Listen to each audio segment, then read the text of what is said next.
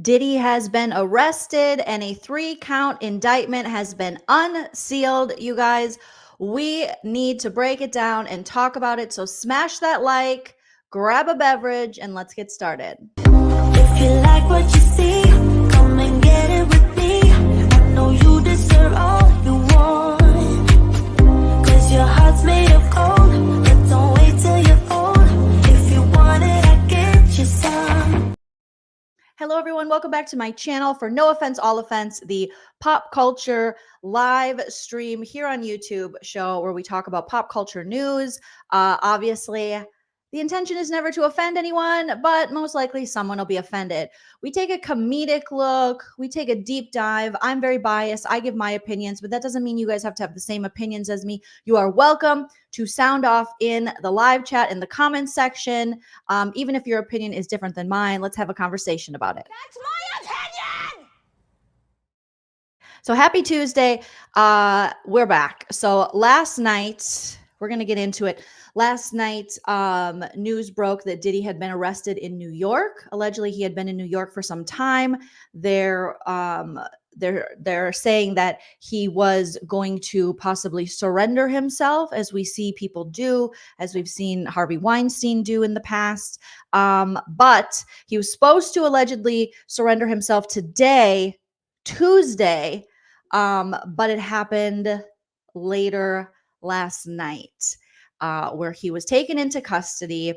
He has been arrested. There is now a 3-count indictment. And this is a story, the Diddy story, that we have been, following over here on No Offense, All Offense for a while. I feared that maybe nothing would come of it because we see this happen with very powerful people, mainly powerful men who are in this sort of these sort of crimes, this sort of scandal. They're able to buy their way out. Diddy has a lot of power. He has a lot of influence, not only in the music industry, but in culture in general. So the indictment, I am happy that there is a federal indictment happening out of New York, and we're going to take a look at the press conference. We're going to take a look at the unsealed documents, which are, we know a lot already about this case since, we've heard rumblings about this for quite a long time. And then with them going Homeland Security, getting search warrants and going into his homes in, Miami and Los Angeles, this kind of seemed like it was speeding up the process. And then nothing was happening for most of the summer. However, allegations continued to come out regarding Diddy and people who used to work for Diddy and his abuse against women. Some of the words you might hear me when I'm talking about or saying, you might hear me kind of change them to like S trafficking because YouTube will censor a lot of these things. Now I'm going to play a portion of the live press conference today by the Southern District of New York attorney. I apologize. We'll get his name and everything because it's in the clip. So we're going to play that. And so he will describe in greater detail, I should say. But as of now, Diddy is arrested. He is in custody. They have unsealed the indictment. And they are looking to make sure that he is detained throughout this. So they have put forth a letter, I believe. Remember, everything I say is true except for the parts that are false. Everything is alleged for entertainment purposes only. I am not an attorney. I'm a regular old pop culture vulture like the rest of you who is just, following the news. So, they're trying to get him so that he will remain detained because I can see just from like a random person, just as someone without a law degree, someone not in the, judicial system, I could see a reason for it. Not only a flight risk, but the things that they found in his home allegedly, and just the magnitude and how severe the charges are. I could definitely see a reason to keep him detained. And then some people are wondering, are we going to get a situation like a Jeffrey Epstein? That's just what some people are questioning. So we're going to throw it out there, you guys. If you want to support the channel further, you can do what Artist is doing here. You can send a super chat while we're live. It's a great way for me to see your comment. We can talk about it. I'll highlight it here. You can send a super thanks after the video post. If you want a free way to support the channel, just like and subscribe. And if you're interested in some bonus content on my channel, you can check out my Patreon or my YouTube membership. Artist, thank you so much for the first super chat of the live. Artist says Diddy needed to be arrested. That is how he wants someone to treat his mother or his daughter or his sister. I'm talking about the tape we saw, yes, with Cassie in the hotel in Los Angeles, the whole world watch when he assaulted her. 100%. So Diddy and his family have been in New York now for the past week, I believe, and they've been going out to dinner together, reports are saying. They've been having like family photo ops. It was almost as though it appeared that Diddy was trying to maintain this persona that he has had in the media as just this, mogul, this guy who, helps artists, this guy who is, a producer, rapper, businessman, a hip hop mogul, fashion designer, alcohol brands. Like, he's a brand in himself, and also this alleged family man. But we know from these allegations and from his ex Cassie, who very bravely has come forward and shared her story of abuse with Diddy, that is far from the truth with him. Okay. So again, last night, lots of people, lots of news venues. Let me take this down here, you guys. We're reporting that Diddy is charged with conspiracy, trafficking, and racketeering. And now 2 of those charges, CNN and ABC News were reporting that they could face life sentences with 2 of those charges. Okay.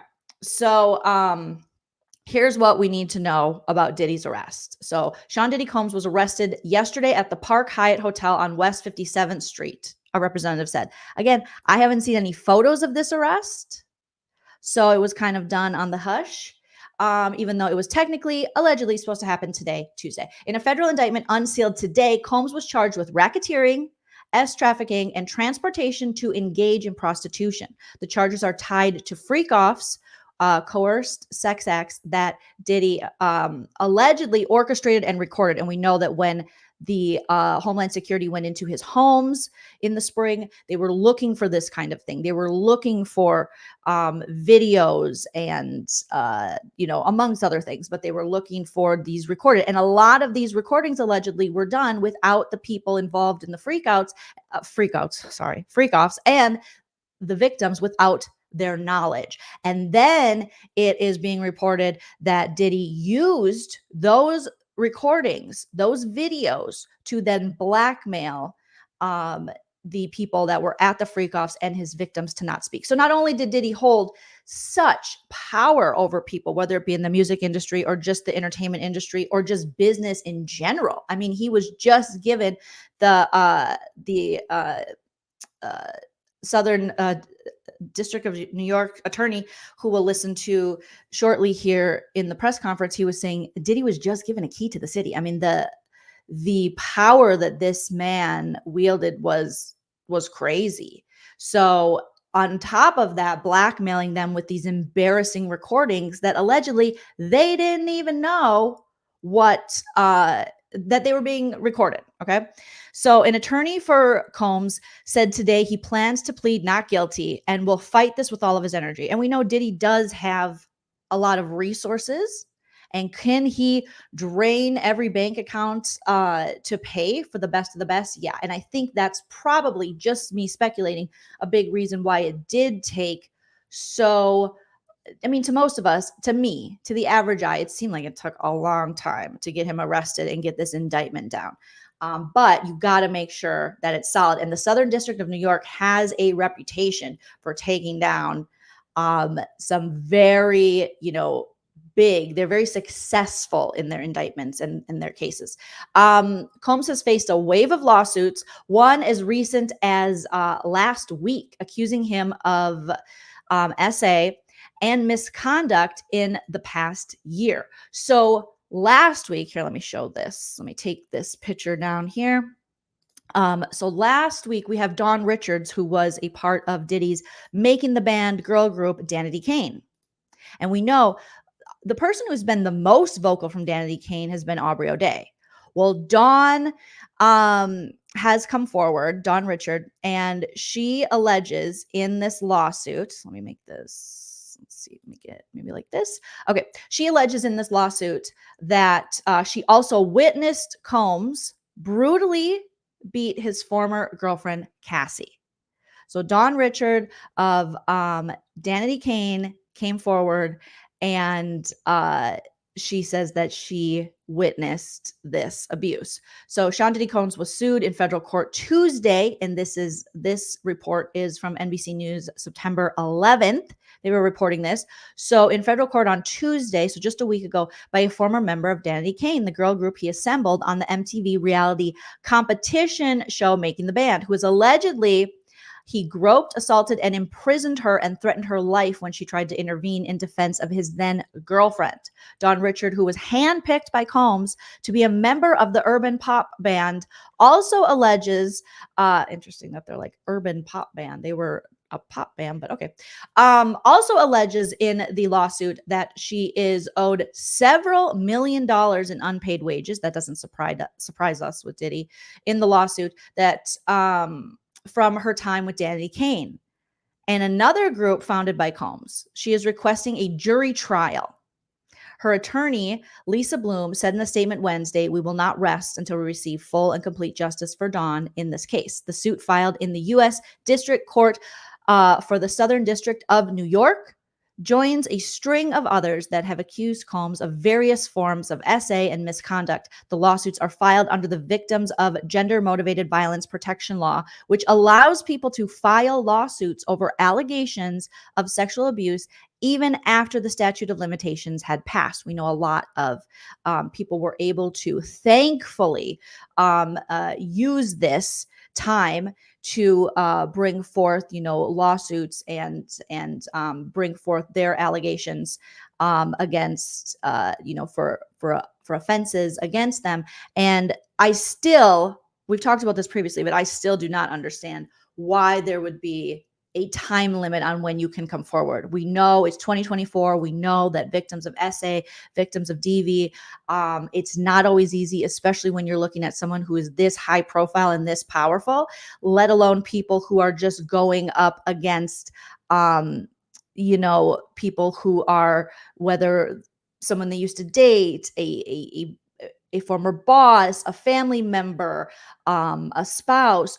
It's hard enough for people to come forward with DV and SA. So the fact that they put some kind of statute of limitations, some time limit on it, just seems utterly ridiculous. But luckily, we had this time frame where they opened it up for people to come forward. Okay. Combs is also the subject of a federal inquiry, and he's denied all the allegations. In a statement Wednesday, his attorney said Combs is shocked and disappointed by Richard's lawsuit. I mean, how many times are we going to hear from Sean Diddy and his attorney that they're shocked? How shocked can you be? Okay. When the feds are knocking at your door, they're finding things, all these people coming forward. Eventually you got to look in the mirror and say, it's me. Hi, I'm the problem. It's me.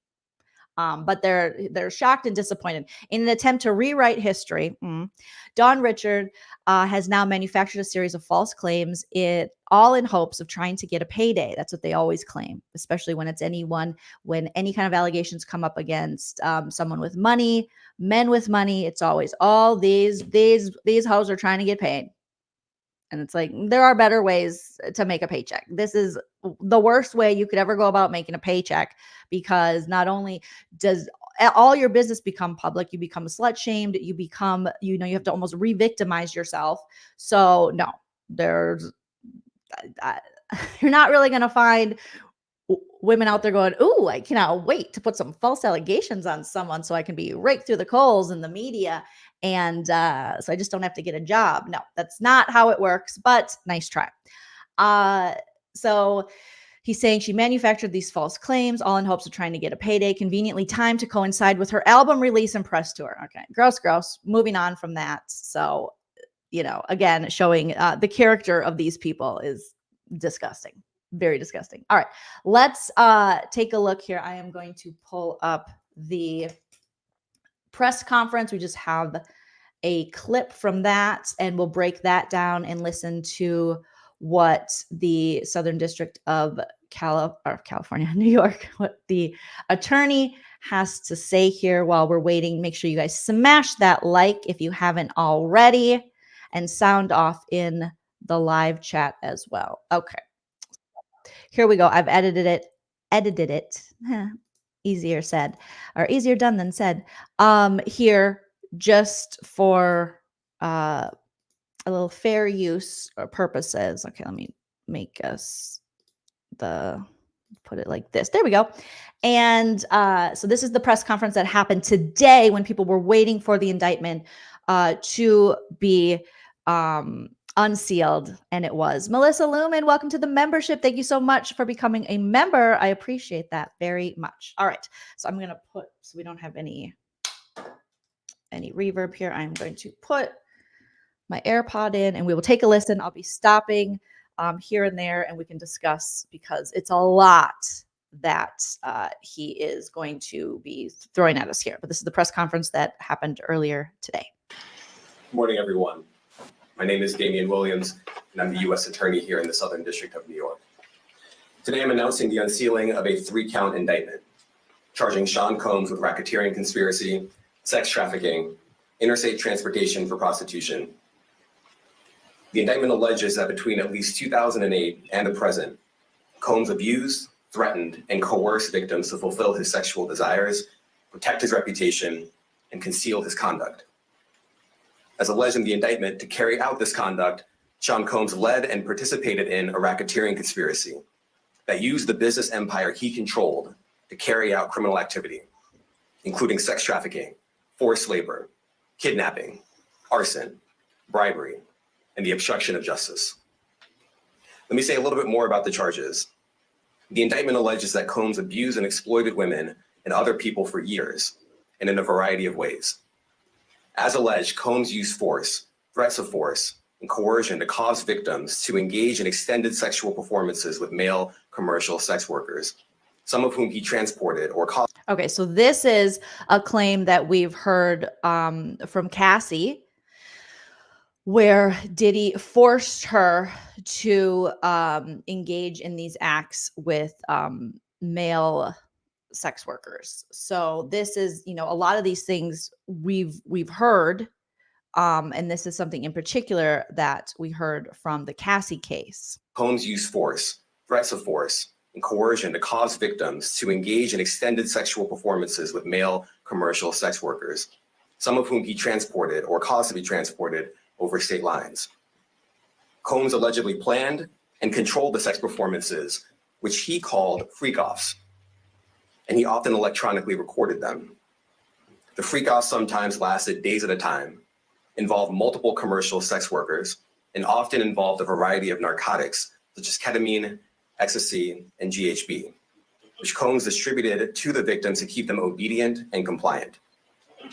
As alleged, when Combs didn't get his way, he was violent, and he subjected victims to physical, emotional, and verbal abuse so that they would participate in the freak-offs, and that Combs hit, kicked, threw objects at, and dragged victims at times. Days. So we're talking about, basically imprisoning people for days to do this. I mean, this is some dark, dark stuff. Healing Daily. Yeah, days. I mean, there's just so much in this indictment and so much in this press conference that it's shocking. It's insane. Times by their hair. On one occasion in March of 2016, that conduct was captured on video and later reported in the media. Specifically, Combs kicked, dragged, and threw a vase at a victim in a Los Angeles hotel when the victim was attempting to flee. As alleged, these assaults often resulted in injuries to the victims, which took days or weeks to heal. In addition to the violence, the indictment alleges that Combs threatened and coerced victims to get them to participate in the freak-offs. He used the embarrassing and sensitive recordings he made of the freak-offs as collateral against the victims. And the indictment alleges that he maintained control over the victims in several ways, including by giving them drugs, by giving and threatening to take away financial support or housing, by promising them career opportunities, by monitoring their whereabouts, and even by dictating their physical appearance. Because of all of this, the indictment alleges that the victims did not believe they could refuse Combs without risking their security or facing more abuse. The indictment also alleges other acts of violence undertaken by Combs and others, including violence against witnesses to his abuse, kidnapping, and arson. The indictment alleges that on more than one occasion, Combs carried or brandished firearms to intimidate and threaten victims and witnesses. Now, Combs did not do this all on his own. As I mentioned, Combs has been charged with RICO conspiracy. He used his business and employees of that business and other close associates to get his way. Those individuals allegedly included high-ranking supervisors in the business, personal assistants, security staff, and household staff. The indictment alleges that those individuals facilitated the freak-offs. They booked the hotel rooms and stocked them with the supplies. And this is something that we've discussed previously. You know, the saddest part, one of, I shouldn't say the saddest, but one of the sad, you know, the tragic parts of this is you can't do all of this alone. And so there are people who were complicit with this, whether they were paid off, whether they themselves, you know, some of them, you could argue they themselves were victims and afraid of the repercussions that would come if they didn't do what he said. But you also know there was probably people who were fine with this and allowed and helped, as the attorney is saying here, helped him in completing these crimes and helped him victimize people. And that is one of the hardest things to wrap my head around, that, you know, you understand that there's evil that exists in the world, but to think that there is just this like team of evil, that people can be bought and paid for, that people can be complicit, that people can turn away from this kind of injustice and brutality, and how long this has been going on, because just in this press conference alone, they say since 2008. And how many people knew, how many agencies knew? I mean, how much did the police know? I mean, how many people, how could this go on for so long? And there could have been people who looked the other way, and this could have been stopped a long time ago. And unfortunately it wasn't. So we're going to see more names coming out, more people, hopefully more indictments. Supplies, including drugs, baby oil, personal lubricant, extra linens, and lighting. We gotta. So he's going to talk a lot about these supplies. And we know that Diddy was big on baby oil to a disgusting extent. And some of the women accusing him had said, you know, this using of baby oil as a lubricant is, I mean, disgusting, very unsafe, can cause a lot of pain. But we're going to mention this baby oil business quite a bit and what they found in his house, just how much baby oil and lubricant, and like, where the hell is he? What kind of Costco? Okay, I'm going to replay this part. In the business, personal assistants, security staff, and household staff. Exactly, Steffi. The indictment alleges that those individuals facilitated the freak-offs. They booked the hotel rooms and stocked them with the supplies, including drugs, baby oil, personal lubricant, extra linens, and lighting. When the hotel rooms got damaged, they helped clean it up. They arranged for victims and commercial sex workers to travel for the freak-offs, and they delivered large quantities of cash to Combs to pay for the commercial sex workers. The indictment also alleges that they helped Combs cover up his crimes. During the March 2016 incident at the LA hotel that I mentioned earlier, a member of the hotel security staff intervened, and Combs attempted to bribe the staff member with a stack of cash to make sure that what happened was kept quiet. And as the indictment alleges, in late 2023, after public allegations were made about Combs's crimes, he and others pressured witnesses and victims to stay silent, including by making phone calls to witnesses and victims and giving them a false narrative of what they had experienced. And as alleged, Combs used others to help conceal his abuse by monitoring and preventing victims from leaving a location in order to hide their injuries, or by locating and contacting a victim who had attempted to flee. As part of this investigation, in March of this year, special agents from HSI executed search warrants at Combs' residences in Miami and Los Angeles. They also executed a warrant for Combs' electronic devices. During those searches, agents seized evidence of the crimes charged in this indictment. They seized firearms and ammunition, including 3 defaced AR-15s and the large capacity drum magazine. They also seized evidence of the freak-offs, electronic devices that contained images and videos of the freak-offs with multiple victims. And they seized cases and cases of the kinds of personal lubricant and baby oil. So just what everyone was expecting, they did find video of this. They do have video of these freak-offs. They do have videos of these recordings that Diddy recorded people in his home, allegedly without their consent and without, them even knowing they were being recorded. And so it looks like Homeland Security was successful in finding these electronic devices. Diddy was allegedly unable to get rid of all of it. And so they had evidence enough so that they could present to the grand jury and bring this and include it in the indictment. Contained images and videos of the freak-offs with multiple victims. And they seized cases and cases of the kinds of personal lubricant and baby oil that Combs' staff allegedly used to stock hotel rooms for the freak-offs, more than 1,000 bottles altogether. More than 1,000 bottles of baby oil. Justice for baby oil. That is disgusting. And cases of the kinds of personal lubricant and baby oil that Combs' staff allegedly used to stock hotel rooms for the freak-offs, more than 1,000 bottles altogether.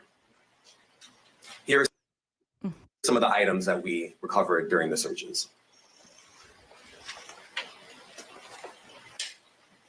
As you can see here, this is a drum magazine. Okay, so he's going to be talking about the weapons that they found. So here is a picture of what he's talking about when it comes to the weapons that they found in Diddy's residences. Large capacity, and it contains, I believe, 59 rounds.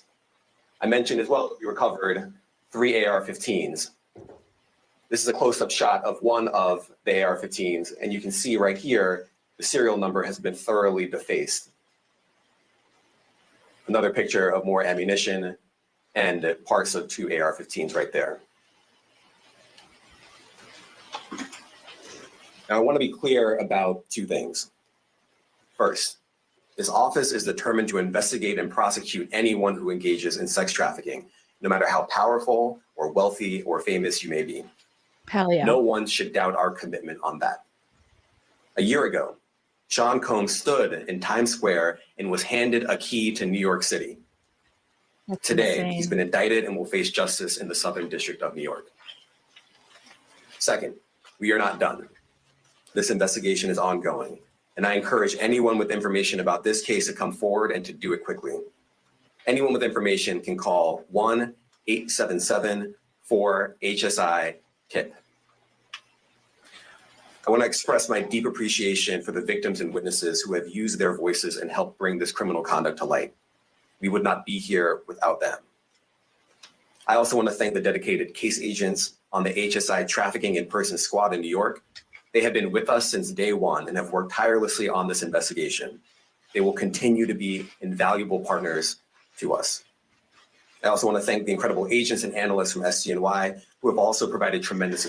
Okay, so there's also some questions we're gonna listen to from the press that was there at the press conference, and they have some good questions, and we're gonna listen to him answer the questions. I want to look at a couple of your comments here. Sinister Girl says, I danced to this man's songs. I loved his work. I feel icky forever liking him. I think a lot of people feel this way. I mean, Diddy, especially for people, millennials, Gen X, coming up in that, being either a teenager or young adult, during the time of, even before, Biggie died, and with Diddy, and Diddy was regarded as a big deal. I mean, people really looked to him to make or break their career. And obviously, he has been surrounded by controversy and crime for much of his career, but seemed to kind of skate out of it, and went along, and obviously to just create more victims. Now, this story and all of this coming out has obviously led back to questions of his involvement in a multitude of things, whether it be the shooting at the New York club in 1999, Biggie's death, Tupac's death. I mean, there's so many questions now, knowing how uh, how deranged and all just how insane this is, that this man was able to get away with so much for so long. And again, not alone. There are lots of people within the business, lots of gatekeepers who either, allegedly could have um, kind of groomed him to be this way. Because if you look back, which we've talked about previously, Diddy's story coming into music, leaving Howard University, moving up the chain, moving up rather fast and under certain mentors that people have alleged have their own um, history of inappropriate possibly criminal activity. So it goes so much deeper than just Diddy, and we're going to see that. And as this case, now that we have an indictment and we have charges and we have an arrest, more and more is going to come out and more people are going to be exposed. This is just the beginning, because even getting the indictment on Diddy, I think, is something that probably most of his victims never thought they'd see. And the general public, I think, never thought we would see as well. And now we are seeing it happen in real time. And it is crazy, but I totally understand that sentiment. Now, if any song comes on or anything with Diddy or Bad Boy, I'm just like, obviously Biggie excluded, because I'm not going to stop listening to Biggie. I'm not going to. Okay. But even like Mace back in the day, I mean, man, did I love some Mace. And now even then I'm like, every time I hear Diddy's voice, it's disgusting. So let's hear some of the questions that he's, thanking everyone that he's working with, and he's deeply proud of them. And now let's listen to some of the questions from the reporters widely known. Why did it at the press in conference. so many other cases? I'll now take some questions. Racketeering, ABC.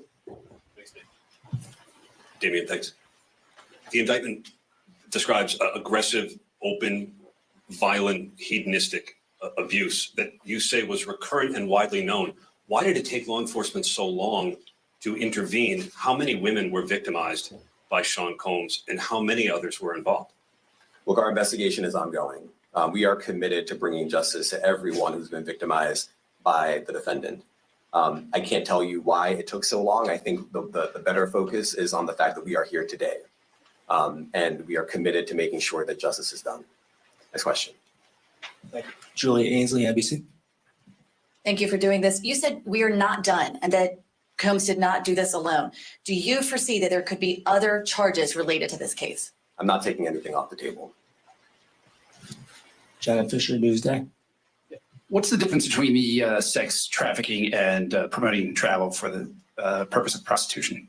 Well, there are different crimes with different elements. I don't think we should get into the nitty gritty of the legal discussion right now, but For that, you can go to Emily D. Baker. I'm sure Emily D. Baker will break it all down for us and teach us all the difference here. But great question by the reporter, and he does, break it down a little bit. sex trafficking, we believe, they're all serious offenses, but the sex trafficking conduct carries some significant penalties, and we are gratified that we were able to bring that charge. One more coercive than the other? I'm not going to be able to get into that, but you can look it up, and yes, sex trafficking, especially when it involves coercion or force. Yes. So he's saying, sex trafficking, when it involves coercion or force, obviously is going to be a greater charge than just, I guess, if someone, I would argue, can anyone truly consent and agree to that? Because I feel like, there is always some kind of power that is wielded over a person in that situation, whether it's money, drugs, whatever the person's mental state is. But yeah, he's kind of giving a explanation of the difference. Is a very serious crime and it carries significant penalties. Good afternoon, Darla Miles, ABC 7 New York. Thank you for this press conference and for the details. 2 questions. In context of this indictment and the information that was presented to the grand jury, are you able to clarify the number of victims? It's mentioned plural in the indictment, but can you specify the number of victims just for this particular indictment? And secondly, can you provide details about the alleged arson? Unfortunately, I'm not able to provide either. The number of victims you are. Okay, when they talk about the arson, everyone is assuming, I think they're talking about Kid Cudi, and that was the allegation, or that was the threat that Diddy made when he found out, I believe Cassie was talking to Kid Cudi after they had broken up, but Diddy still remained very controlling, possessive, and abusive towards Cassie despite them breaking up. And he had threatened to, I believe, like blow up Kid Cudi's car. And then guess what? Kid Cudi's car allegedly blew up. So that's what they're probably talking about with the arson.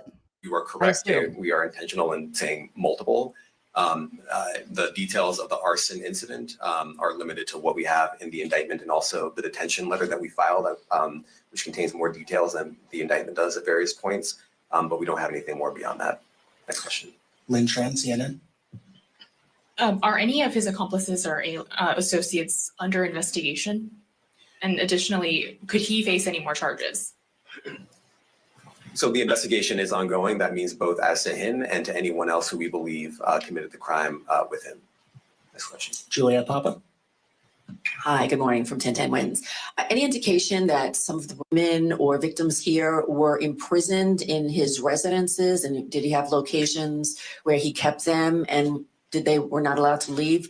And also, he's indicted here, although there were searches and raids in LA, Miami. Why in New York? Well, I'm biased. I'm the U.S. Attorney in the Southern District of New York. I think that we have an outstanding track record of bringing some of the most impactful, sprawling, complex, difficult sex trafficking, human trafficking, labor trafficking, you name it. The Southern District of New York can do it. And so we're very proud of that. And so the scope and complexity of this investigation isn't something that we ran from. It's something that we embrace, and we will continue to do that. As to your question about whether he imprisoned anyone, all I can say is that, I mentioned this March 2016 incident where something was caught on video, where a victim was attempting to flee, and there was violence that was associated with it. And that was the Cassie incident that we saw on video from the LA hotel when Cassie clearly tried to flee from this monster, and he assaulted her brutally when trying to flee. So that is, I believe, the what he is referencing there. That was at a hotel. The hotel, Matthew Lee, Inner City Press. Thanks a lot. Does your office intend to seek remand, or are you reaching a bail package? And if you're willing, how would you contrast this with the R. Kelly case in EDNY in terms of the elements? Thanks. So we will be seeking detention. We have filed a letter laying out our reasoning for seeking pretrial detention. I'm not going to be able to expand beyond what's in the letter. And I really hope they get pretrial detention, and I think they will. I can't imagine they're going to let, with everything they have and with these, everything they have in this indictment and everything they found in his house and how long this has allegedly been going on, I can't imagine that they're going to allow him to be out in his home or not be detained before the trial. I also wonder, with the trial, what kind of trial are we looking at? Is this a trial that's going to be televised? Because if this ends up being a televised trial, this is going to be like O.J. Simpson levels of people tuning in, because as he's saying, this is a fluid case. This is an open case. There are still, indictments coming down. There are still people that they're including in this and different accomplices. And so, I mean, the true crime person in me is like, oh, I hope that this is publicized. But then for the victims, I hope it's not publicized or not televised, I should say. So we'll see what they end up doing. Okay, Atharell is already saying federal trials are not televised. So we won't get televised, but this will be which is probably honestly for the best. That's just my morbid curiosity going, and us being kind of, I think, desensitized to these type of trials because they're televised so often, and true crime has become, unfortunately, it's become a very profitable market. So probably for the best that it isn't, but no matter what, this will be a trial that I'll cover over here, and a trial that I think a lot of us are going to be very, very interested in. The letter, but it contains all of the reasoning, and it contains the law as well. There's a presumption of detention in a case like this, and we think that's warranted. John Anise, New York Daily News. Thank you. I was hoping to get some more detail about the searches of his residence, the guns, the cases of lubricant, and the videos. Where were they found amongst his residence? Were they all scattered around the houses in one place? I kind of wanted to just get a better picture of how that stuff was found. Well, look, This guy wants to know where the GUNs were found, where the lubricant was found, where all these was just in one place, was it in multiple spots within the home. I would never really think to ask this question, but I guess, okay, like, was there like a special spot? Because you hear people that went to Diddy's parties who would say, well, I never saw any of this. And you know that he had these, his residence and are huge. So something could be happening on one side of the house and you don't know. I mean, just think of you going to a party at like just a regular old size house and then add thousands and thousands of square feet to that. Or hundreds. Don't ask me to do the math on this. Okay. Add millions of square feet to this and you wouldn't know what's going on. I know I've been to parties before and I didn't know what people were doing on the other side of the house because you're so focused on what you're doing over here. Now, were there rumblings through the years about these parties? 100%. But I do believe there were people who could have went to these parties who never were included in this and did not know that it was happening while they were there. Look, I think that some of the details that you're seeking are in the detention letter. So for instance, some of the AR-15s, two of the three defaced AR-15s were found in his bedroom closet in Miami, broken down into parts along with magazines with ammunition loaded in them. So some of that detail is in the detention letter. Beyond that, I'm not going to be able to get into where other items were stored. Ben Kochman, Post. Hey, thanks for doing this. Your office was the office that had been prosecuting Jeffrey Epstein before he died in custody. I have not read your detention memo yet. It's the first thing I'm going to do after this ends. But does the memo address, or is your office concerned with Combs's safety in custody, given what happened with Epstein? So we are concerned with anyone's safety whenever they are detained prior to trial. It's part of our obligations to keep people safe as well.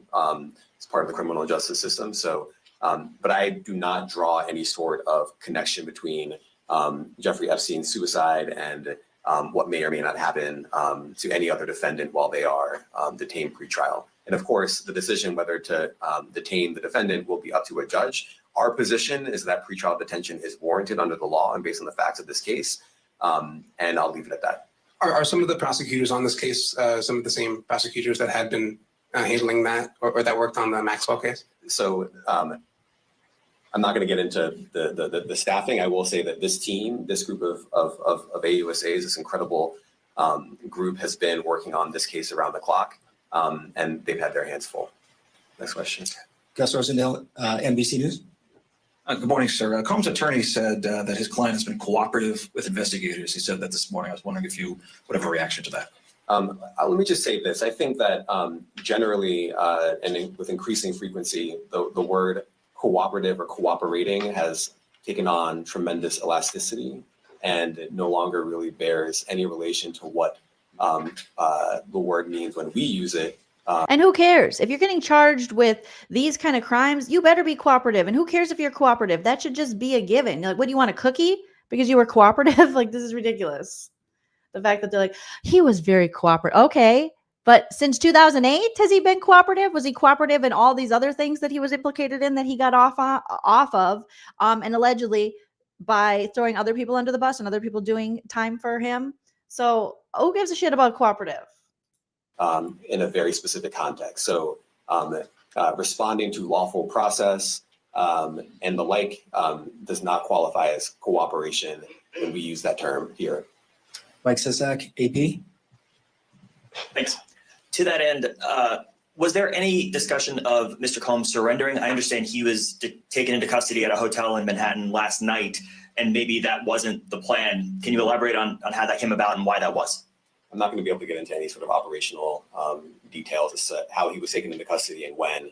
He is in custody right now. He will be appearing in court later today. Was there any discussion of him surrendering, given, So he'll be appearing in court later today. I do wonder if we will get images or any kind of media surrounding him appearing in court or his plea. I know that you guys are saying, since it's a federal case, that it will not be televised, but will we get, are they going to allow media in there? Are they going to allow pictures? Are we going to get that picture of Diddy? Are we going to get, standing there in the courtroom? Are we going to get a mugshot? I don't know. They claim he's cooperating? I'm not going to be able to get into law enforcement tactics or operations. If you need a deal with the gun, how come they're not charged outright for obliterating? Yeah, in other words, he's not been cooperative. Well, I can't get into the charging decision. It is very meaningful to us that weapons were possessed, as we allege in the indictment. Part of the reason why this conduct was so pervasive and harmful was because victims and others didn't necessarily feel comfortable denying him his wishes, as we allege, because of the presence of firearms. I should leave it there. Thanks. Last question, Jacob Shamison. Jacob Shamsian, Business Insider. Thank you. Given that he's the sole defendant in this case and that you allege he's part of a conspiracy that involves members of his companies, do you anticipate a superseding indictment that bring allegations against other members of his companies or other co-conspirators as well? I can't take anything off the table. Anything is possible. Our investigation is very active and ongoing. And I think a lot of you who cover this office know that when we say such things, that developments are certainly foreseeable, but I cannot predict them sitting here today. All right. Thank you, everyone. Okay. So that is the press conference. Obviously, everything he's saying is very fluid. Things are still happening. They're happening in real time. He was just arrested today. The indictment was just unsealed today. Yvonne with a great question. I wonder if any of his sons are going to be arrested. Diddy was taking selfies yesterday before the arrest. No shame. Yes, he was seen in New York. He was taking selfies with people. He was seen with his family. And so he's been in New York for a little bit. There were, allegedly he was supposed to surrender today, but they pushed it forward for whatever reason to yesterday. And that's where we're at. But yeah, with as far as his sons go, I wouldn't be surprised since we've already had them implicated in situations. But yeah, and then when they talk about, the drugs that allegedly were used on the victims and during these, freak offs, we can't not talk about his, drug mule here who was arrested early when this all was first going down and they were raiding Diddy's homes, Homeland Security. And then you had this guy. And there's, where's Cuba? Is Cuba going to be, we got Cuba. He was implicated by one of the people who have allegations against Diddy. So what are the lawsuits? I mean, we could see a lot of very high profile people, getting exposed, or hopefully this doesn't go down an Epstein route where we don't see that. And still to this day, we're like, excuse me, how come we haven't fully seen all of this? Who are we protecting and who's protecting who and why? So this is a crazy case. It's a very sad case. It is a 14-page now unsealed indictment that we were all kind of just speculating about previously. But they've released this. TMZ is showing it. Here you can see, I found this on Twitter, the 14-page indictment against Sean Diddy Combs, 3 counts racketeering, conspiracy, sex trafficking by force, fraud or coercion, and transportation to engage in prostitution. And news outlets were reporting that 2 of these charges can face a maximum of life in prison. And as you heard the Southern District of New York attorney just speaking in the press conference saying that they were trying to make sure they have a letter, and they've provided, why they think Diddy should be detained coming up to the trial, and he should not be, he should be kept there. So we'll see. But the indictment itself in count 1, the racketeering, it says, for decades, Sean Combs, aka Puff Daddy, aka P. Diddy, aka Diddy, aka PD, aka Love, the defendant, abused, threatened, and coerced women and others around him to fulfill his sexual desires, protect his reputation, and conceal his conduct. And we heard that in the press conference. So we have the count 1 being the racketeering in this 14-page indictment. Let's see. And then the Combs Enterprise, saying from at least in or about 2008, and it's probably longer, through or about the date of filing this indictment, Sean Combs, the defendant, and others, known and unknown, were members and associates of a criminal organization. So organized crime, we're talking about some Sopranos level type shit. Members and associates of the Combs Enterprise attempted to engage in, among other activities, trafficking, forced labor, interstate transportation for purposes of prostitution, coercion, and enticement to engage in prostitution, narcotics offenses, kidnapping, arson, bribery, and obstruction of justice. Excuse me. The Combs Enterprise, including its leadership, its members, and its associates, constituted an enterprise as defined by Title 18 United States Code, Section 1961. That is a group of individuals associated in fact, although not a legal entity. The Combs Enterprise consisted of Sean Combs, being the defendant, entities with the Combs business, including but not limited to Bad Boy Entertainment, Combs Enterprises, and Combs Global, individuals employed by and associated with the Combs business, others known and unknown. The Combs Enterprise constituted an ongoing organization whose members functioned as a continuing unit for a common purpose of achieving the objectives of the Combs Enterprise. The Combs Enterprise was engaged in, and its activities affected, interstate and foreign commerce. The Combs Enterprise operated in the Southern District of New York and elsewhere. At all times relevant to this indictment, Sean Combs, the defendant, was the leader of the Combs Enterprise. So he is the mob boss of all of this. Sean Combs, the defendant, and others, known and unknown, participated in unlawful and other activities related to the conduct of the Combs Enterprise affairs. So he did this through his businesses. He funneled all of this through. These individuals included certain Combs business employees, such as members of Combs security staff, which they talked about in the press conference, household staff, personal assistants, and high-ranking supervisors, as well as other close associates of Combs. So the other close associates, that could be family members. Let's see, purposes of the Combs Enterprise. It's operating a global business in the media, entertainment, and lifestyle industries, including, among other things, a record label, a recording studio, an apparel line, an alcoholic spirits business, a marketing agency, and a televised network and media company.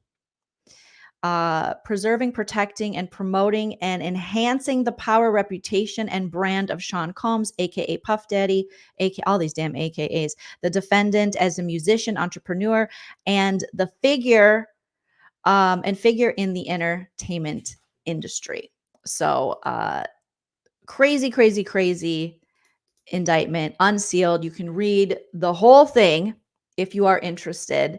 And my dog just went through underneath my legs. I was like, what is that? It's Dave Dog. So yeah, this is just, I mean, he's arrested. He's in custody. He's going to be in court soon. And so just insane allegations, insane reading this indictment, and to think, and based off these, predominantly one of the main things is based off these freak offs that they were saying sometimes lasted days at a time, which we clocked early in the press conference, involved multiple commercial sex workers, and often involved a variety of narcotics such as ketamine, ecstasy, and GHB, which Combs distributed to the victims to keep them obedient and compliant.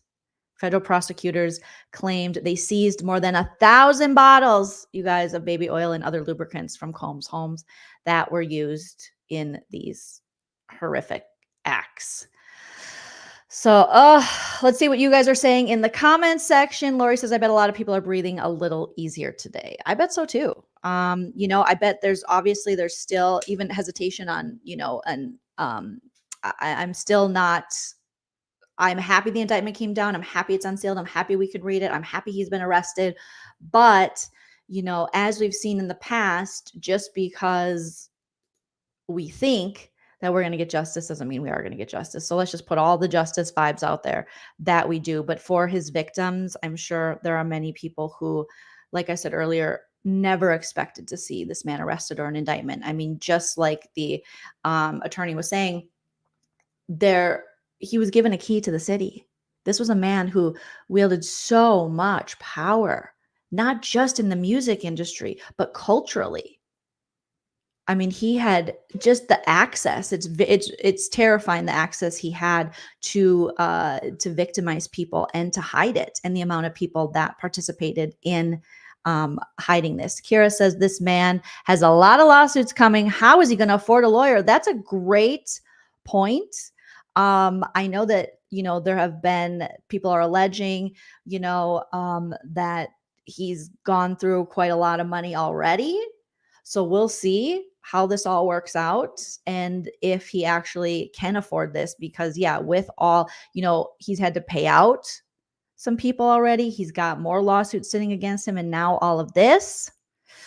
We'll see. Tracy said, didn't I hear at one time Diddy's mom could be looking at time in jail as well? I haven't heard anything about Diddy's mom, but so I'm not sure about that, Tracy. Great question. I'm not sure, but we're going to get so into this now that there will be a trial and things. So if she was, that'll come out. And Diddy doesn't seem like the fall on the sword type of guy, because he's already, his sons have already been implicated in things. And even when his homes were raided, it seemed like he just left his sons hanging there, and so they were pictured with Homeland Security and things, and he took off.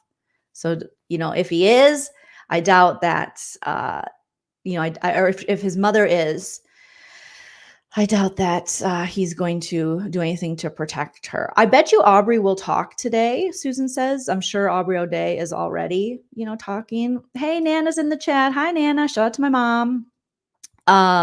Artist says Aubrey O'Day was one of the first people to bring this to our attention. Yeah, there's a lot of whistleblowers, and I think a lot of people that were silenced, a lot of people that people didn't necessarily take seriously. I think Aubrey O'Day was one of them, being someone, I think it was easy for people to just go, oh, it's Aubrey O'Day.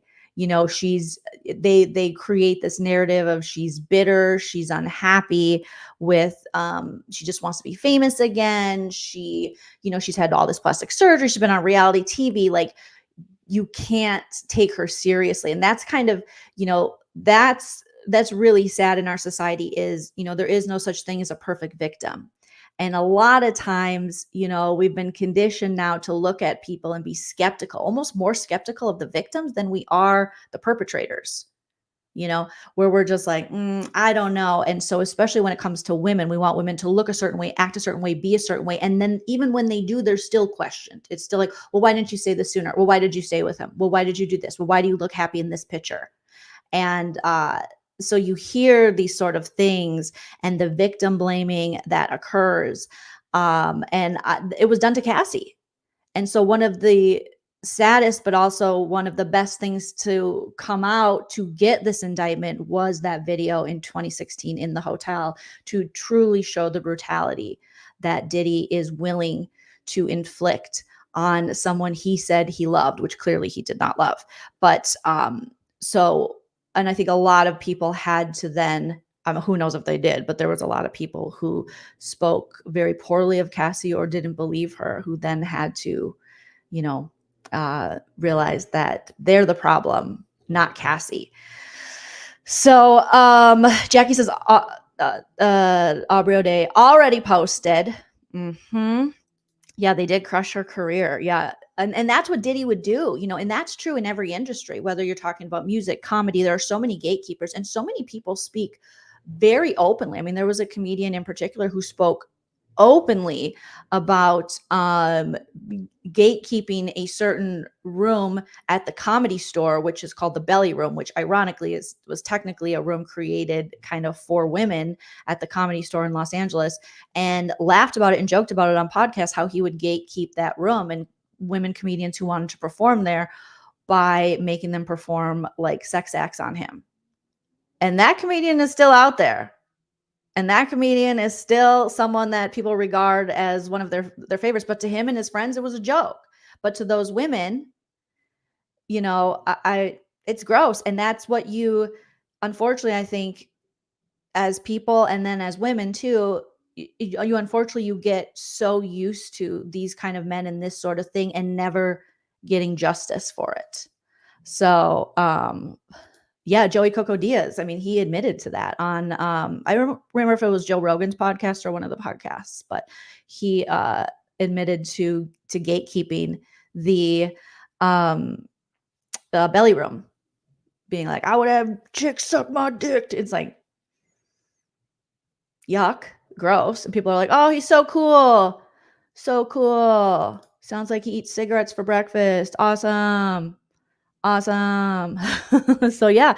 And lots of people, I mean, he's in the Rogan crew. So he is, a comedian that is very I don't want to say like protected, but I mean he's a comedian that is popular and someone that they respect, but they just all laughed about it because in their mind they're like, oh, look at these sluts that are willing to suck dick for stage time. And really it should be, look at these men who wield power and are gatekeeping a woman's like hopes and dreams and making jokes about it and making her perform sex acts. So yeah, Joey Diaz is his name, Joey Coco Diaz.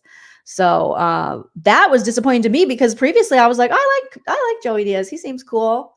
He seems like a nice guy. And then I heard him so cavalierly speaking about this and making jokes about it. I'm like, oh shit, damn. Okay. Wow. So, but that is all too common. All too common. Kara said Diddy never had his own hit song. Just he did, and he was kind of known for that. And Suge Knight, teased him about that. Whether it was, I think, was it the Source Awards back in the day? He was like, come over to Death Row if you don't want a producer who's like all in the video, dancing in the video. I mean, arguably Diddy should have been without all of the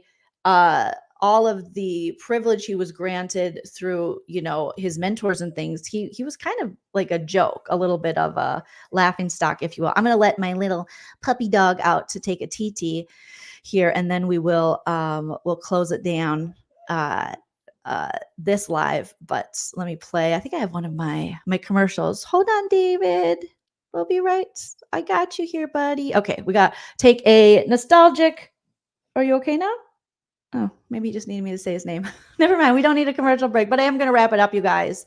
Yeah, it's disgusting. A lot of these guys are disgusting. There's a lot of people within the entertainment business and, who get away with this kind of thing. Even when they're called out, it's nothing really ever ever comes of it. So you're welcome, Joseph. You're welcome, everyone in the live chat. Shout out to you guys for joining me. I'm going to be live soon, very soon, in an hour here to talk about Big Brother. And then I'm also going to go live for another No Offense, All Offense later today. But it's going to be, unless more news breaks about Diddy today, which I'm sure it will, it'll be a little bit of that if it does. But also we're going to talk about some other things, Bravo Television and